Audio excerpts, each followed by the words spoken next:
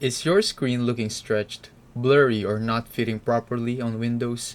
Don't worry, here are a few quick fixes to get your resolution back to normal. First, right-click anywhere on your desktop and select Display Settings. Scroll down to Display Resolution. Make sure it's set to the recommended option. If it's already set correctly, but still looks off, try switching to a different resolution, then switch it back.